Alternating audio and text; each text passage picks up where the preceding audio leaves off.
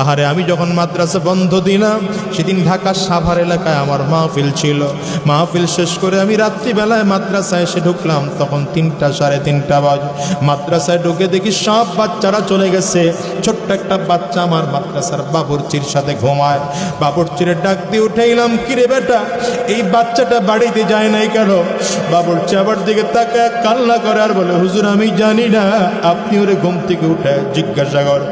আমি বাচ্চাটারে ঘুম থেকে উঠেইলাম, কিরে বাবা বল কেন তুই বাড়িতে যাস না? বাচ্চাটা আমার দিকে তাকায় ফেল ফেল করে কাঁদে আর বলে, হুজুর আমি কই যাব হুজুর, আমার তো বাবা না। হুজুর আমার মা থাইকা আজকে নাই, আমি কার কাছে যাব? বাড়িতে যাব না। আমি বলি বেটা খুলে বল। বলে হুজুর আমার আব্বা অনেক আগে বিদায় হয়ে চলে গেছে। বাবা বিদায় নেওয়ার পরে মা আবার আরেক জায়গায় বিয়ে বসছে।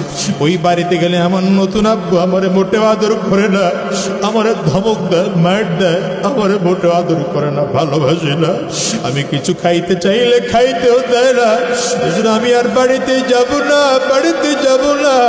বাচ্চাটা পকেট থেকে 20 টাকার একটা নোট বের করে দেখায়, হুজুর এই 20টা টাকার নোট আমার কাছে আছে, যেই কয়দিন মাদ্রাসা বন্ধ আমি খানা কিনে কিনে খাবো। আমার বড় মায়া লাগলো, বাচ্চাটারে উঠাইয়া কোলের মধ্যে নিলাম। বললাম, বাবারে কে বলছে তোর বাবা নাই? ইচ্ছা আমার দিকে তাকাইয়া দেখ, আমি তোর বাবা। ছোট আমার দিকে তাকায় কান্না করে আর বলে, হুজুর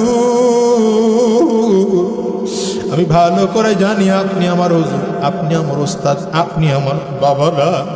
আরে দুনিয়ার মুসলমান ভালো করে বুঝো, ভালো করে বুঝো।